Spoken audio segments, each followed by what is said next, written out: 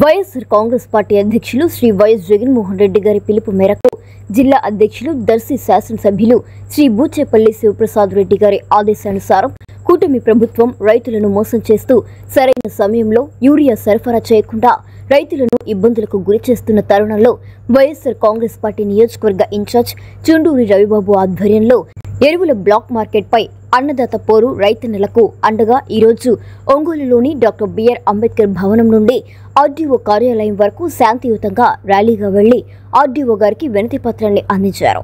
ఈ కార్యక్రమంలో వైఎస్ఆర్సీపీ మాజీ మంత్రి వర్యులు, వైఎస్ఆర్సీపీ కొండేపి ఇన్ఛార్జ్ ఆదిమూలపు సురేష్, ఒంగోలు పార్లమెంట్ పరిశీలకులు బత్తుల బ్రహ్మానందరెడ్డి, నగర అధ్యక్షులు కటారి శంకర్, రాష్ట్ర జాయింట్ సెక్రటరీ పాలడుగు రాజు, రాష్ట్ర అధికార ప్రతినిధి బొట్ల రామారావు, జిల్లా బీసీసీల అధ్యక్షులు బొట్ల సుబ్బారావు, రైతు నాయకులు బంగారుబాబు, కనకరావు మాదిగ, అమర్, మరిశెట్టి దేవ, శ్రీకాంత్, కోటి యాదవ్, దుంప రవణమ్మ, భూమిరెడ్డి రవణమ్మ, ప్రసన్న కుమారి, మాధవి, రవణమ్మ, రైతులు, రైతు సంఘం నాయకులు, కొండేపి మండల పార్టీ నాయకులు, టంగుటూరు మండల పార్టీ నాయకులు, కొత్తపట్నం మండల నాయకులు, మహిళా నాయకురాలు మరియు కార్యకర్తలు పాల్గొన్నారు.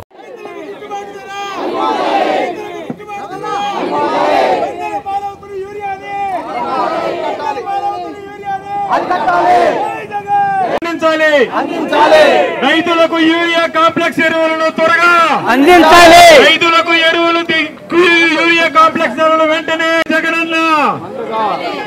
సోదరులారా, రైతు సోదరులందరికీ మన ప్రభుత్వాన్ని గుర్తు చేసుకుంటున్నారు. ఈరోజు మనం రైతు భరోసా కేంద్రాలు అనేది దేశంలోనే మొదటిసారిగా ఏర్పాటు చేసి ఆ రైతు భరోసా కేంద్రాల ద్వారా రైతుకి ఎంత భద్రత ఉండాలో అంత భద్రత కల్పించిన ప్రభుత్వం మంది. విత్తనాలు మన ప్రభుత్వానికి ముందు చేరిన రాజశేఖర రెడ్డి గారికి ముందైతే మనం ఆలోచించుకుంటే విత్తనాల్లో కల్తీలు ఉండి పంట ఫెయిల్ అయితే రైతులు ఆరుగాలు శ్రమ చేసి పంట పండించి ఎరువులేసి దుక్కి దున్ని కౌళ్ళు కట్టి సాగు చేసి తీరా కాపుకు వచ్చేటప్పుడు కాపు ఫెయిల్ అయ్యేది.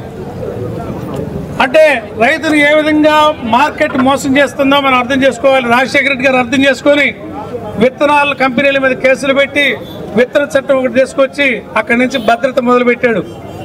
ఆయన మొదటి అడిగేస్తే ఆయన తనయుడిగా జగన్మోహన్ రెడ్డి గారు రైతు భరోసా కేంద్రాల్లోనే సబ్సిడీ విత్తనాలు సకాలంలో అందించడం, వాళ్ళకి రైతు భరోసా డబ్బులు ఇవ్వటం, అదే మాదిరిగా ఎరువులు కూడా రైతు భరోసా కేంద్రాల ద్వారానే పట్టణాలకు వెళ్ళి ట్రాన్స్పోర్ట్ ఖర్చు కూడా లేకుండా గ్రామాల్లోనే రైతు భరోసా కేంద్రాలను ఇవ్వటం, ప్రతి పంటకి క్రాప్ ఇన్సూరెన్స్ ప్రభుత్వమే చేసి పంట పండి ఒకవేళ విపత్కర పరిస్థితుల్లో ఫెయిల్ అయితే క్రాప్ ఇన్సూరెన్స్ మన జిల్లాలో 5 లక్షలకు పైగా వచ్చిన రైతులు కూడా ఉన్నారంటే ఇది దేశంలోనే ఒక చరిత్ర.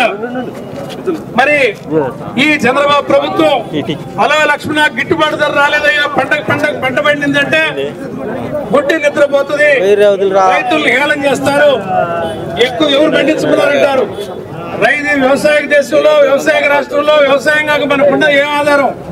పక్క రాష్ట్రంలో వరి పండించాలంటే కింటాకు 500 రూపాయలు ప్రభుత్వం అదనంగా ఇచ్చి ప్రోత్సహిస్తుంది. ఈ రాష్ట్రంలో ధాన్య సేకరణకే దిక్కు లేకుండా, అసలు మద్దతు ధరకే దిక్కులు లేకుండా, రేపు ఆ డ్యాముల్లో నిండిని వర్షాలు పడి డ్యాములు నిండితే రేపు ఎక్కడ సాగు చేస్తారని యూరియాను తగ్గించారు. యూరియా సకాలంగా ఇస్తే పంట పండితే రేపు మళ్ళీ అది ప్రభుత్వం ధర ఇవ్వాల్సి వస్తుందని ఇప్పటి నుంచే తప్పుకునే కార్యక్రమం. ఇది మోసం అని సందర్భంగా తెలియజేస్తున్నాం. ఈ ప్రభుత్వానికి రైతాంగం అంటే ఒక చులకన భావన, ఈ ప్రభుత్వానికి పేదలంటే ఒక చులకన భావన, ఈ ప్రభుత్వానికి సంక్షేమం అంటే ఒక చులకన భావన.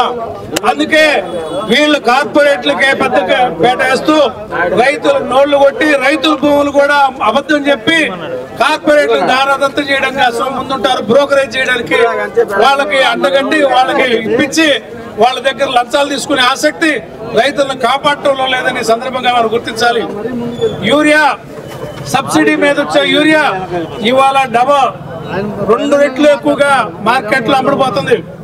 సబ్సిడీ యూరియా బ్లాక్ మార్కెట్ కి ఎందుకు పోయిందో అరికట్టడానికి నీ దగ్గర యంత్రాంగం ఉండి కూడా నువ్వు చూడనట్టుకున్నావు. యూరియా బ్లాక్ మార్కెట్ పోతే ఒక బస్తా యూరియాని కొనాలని రైతు పోతే ఇంకొక బస్తా కాంప్లెక్స్ ఎరువు కొనమంటున్నారు. దీని మీద అధిక ధర, కాంప్లెక్స్ ఎరువు మీద అధిక ధర పోటీ పెట్టి అమ్ముతుంటే ఇది రైతులను మోసం చేయడం. నువ్వు మన 7,000 కొట్టావు. ఈ 7,000 యూరియాల బ్లాక్ మార్కెట్ కే సరిపోతున్నాయి. చంద్రబాబు నాయుడు రైతులు కొనుక్కునే ఎరువులకే బ్లాక్ మార్కెట్ సరిపోతుంది తప్ప రైతులకి ఇది ఇన్పుట్ సబ్సిడీగా అనిపించట్లేదు. రైతుల సంక్షేమానికి నువ్వు ఉపయోగించట్లేదు. ఇది మోసపూరితమని ఈ కార్యక్రమం మీద నిరసనగా రైతుల తరఫున మేము డిమాండ్లతో ఆర్డీఓ గారికి మనం ఇవ్వబోతున్నాం. ఈ కార్యక్రమంలో పాల్గొన్న మన నాయకులు కూడా మాట్లాడతారు. ఇప్పుడు వెంకటేశ్వర జగనన్న పరిపాలనలో రైతులకు ఏ కష్టం లేకుండా విత్తనం దగ్గర నుంచి పంట అమ్ముకునే దగ్గర దాకా బ్రహ్మాండమైన ధరలు వచ్చి రైతులందరూ సంతోషంగా ఉండి, గతంలో తెలుగుదేశం ప్రభుత్వం ఉన్నప్పుడు పొగాకు రైతులు ఆత్మహత్యల దాకా వెళ్ళి ఆత్మహత్యలు జరిగి మన ప్రకాశం జిల్లాలో ప్రధాన పంటగా ఉన్నటువంటి పొగాకుని తక్కువ రేట్లు కొని రైతులు గిట్టుబాటు ధరలు కాకపోయినప్పుడు ఆత్మహత్యలు చేసుకున్నారు. దాని నుండి జగనన్న ప్రభుత్వం వచ్చిన తర్వాత బ్రహ్మాండంగా పొగాకు రేట్లు కానీ అపరాల రేట్లు కానీ అన్ని కొనించడం జరిగింది. ఒక ఐటీసీ కంపెనీ కానీ ఇతర కార్పొరేట్ కంపెనీలు పొగాకు కొనకుండా వాళ్ళు సిండికేట్ అయ్యి ఉన్న సమయంలో జగనన్న వాళ్ళందరినీ పిలిపించి మీరు కొంటారా నన్ను కొనమంటారా అని గట్టిగా మాట్లాడి ఆయన 3,000 కోట్లు ధరల స్థిరీకరణ నిధికి డబ్బు ఇచ్చి తద్వారా పొగాకు రైతుల్ని బ్రహ్మాండమైన రేటు కొనించడం జరిగింది. అదేవిధంగా రైతులు కష్టాల్లో ఉన్నప్పుడు అనేక రకాలుగా ఆదుకోవడం జరిగింది జగనన్న ప్రభుత్వం. అదే ఈ కూటమి ప్రభుత్వం ఇప్పుడు వచ్చిన తర్వాత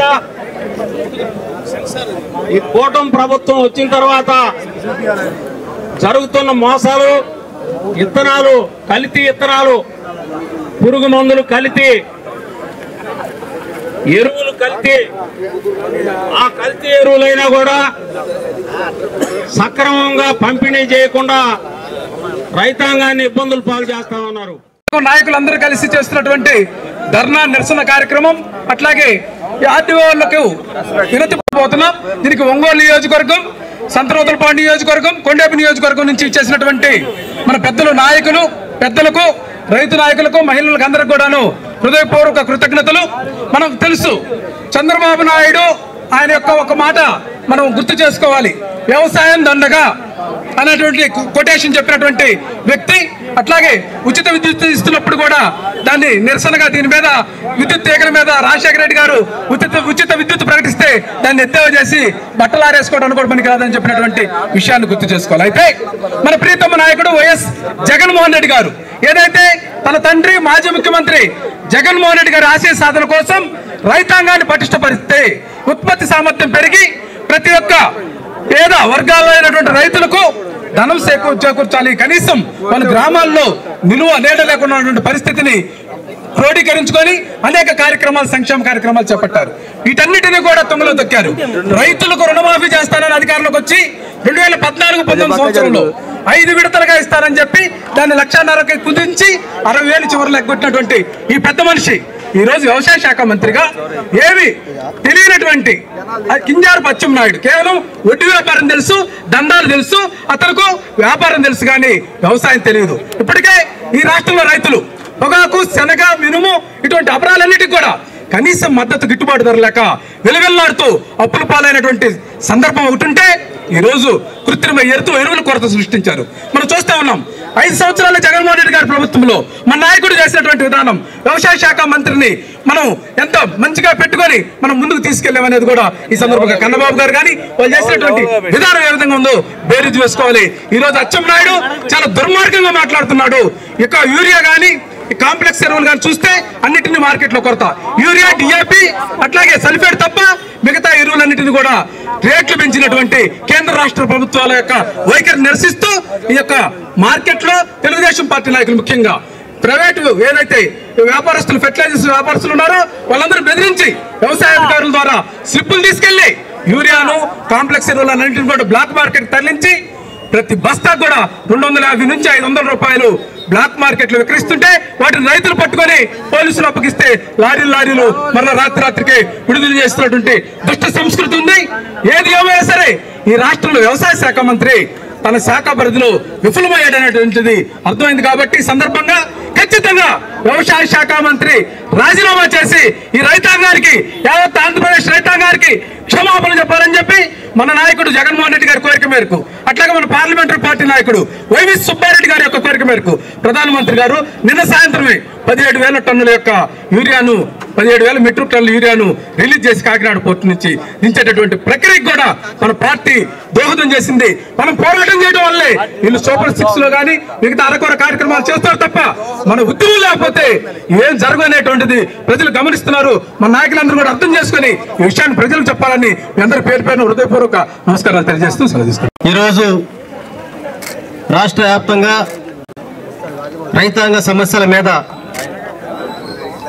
అన్నదాతల యొక్క బాధల్ని సమాజం తెలియజేయడం కోసం ఈరోజు అన్నదాత పోరుతోటి వైఎస్ఆర్ కాంగ్రెస్ పార్టీ పిలుపునిచ్చిన నేపథ్యంలో కొండేపి, సంతోలపాడు, ఒంగోలు నుంచి వచ్చినటువంటి రైతాంగ ప్రజలందరికీ, ముఖ్యంగా మాజీ మంత్రివర్యులు సురేష్ అన్న గారికి, రెవెన్యూ గారికి, అదేవిధంగా జిల్లా రైతు అధ్యక్షులైనటువంటి బంగారబాబు గారికి, పెద్దలు మన పొత్తుల బ్రహ్మారెడ్డి గారికి, ఇంకా అనేక మందికి, మహిళలకి, ప్రాంతీయ పెద్దలను కూడా హృదయపూర్వక తెలియజేస్తా ఉన్నా. స్వర్గీయ వైఎస్ రాజశేఖర రెడ్డి గారు, అదేవిధంగా గత ముఖ్యమంత్రి జగన్మోహన్ రెడ్డి గారు రైతుని రాజుగా చేయాలని చెప్పేసి ఒక దీక్షతోటి రైతే రాజుగా ఉండాలి, ఈ దేశానికి అన్నం పెట్టేటువంటి రైతు ఎంత బలంగా ఉంటే సమాజం అంతా ముందుకెళ్తుందని చెప్పేసి ఉద్దేశంతో అనేకటువంటి సంస్కరణలు మార్పించినటువంటి ప్రభుత్వాన్ని గతంలో మనం చూసాం. ఈరోజు వచ్చిన ప్రభుత్వం రైతు వ్యతిరేక ప్రభుత్వంగా, రైతుల యొక్క మునగడికే ప్రసారమైనటువంటి పరిస్థితుల మధ్య, రైతుల యొక్క నడ్డు విరిసేటువంటి పరిస్థితుల నుంచి మొద్దు నిద్రలోటువంటి ప్రభుత్వాన్ని మేల్కొల్పడం కోసం ఈరోజు ఈ కార్యక్రమం చేయడం జరిగింది. ఆంధ్రప్రదేశ్ అంటే అన్నపూర్ణ ఆంధ్రప్రదేశంగా జనానికి, ప్రజలకి అన్నం పెట్టేటువంటి ఆంధ్రప్రదేశ్ ఈ రోజు ఏమైందంటే స్వర్ణాంధ్రప్రదేశ్,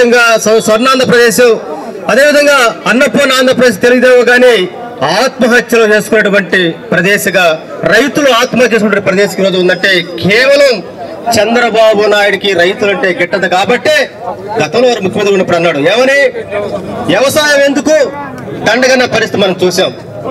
రైతులకు ఉచిత కావాలని చెప్పేసి ఆందోళన చేస్తే ఆ రోజు బషీర్బాగ్ లో కాల్పులు జరిపితే దాదాపు 10 మంది చనిపోయిన పరిస్థితి మనం చూసాం. ఇలాంటి వాళ్ళ అధికారులు ఉంటే రైతు బ్రతుకు ఏ విధంగా ఉండేదని ఈ రోజు జరుగుతున్నటువంటి పరిస్థితులే సాక్ష్యం.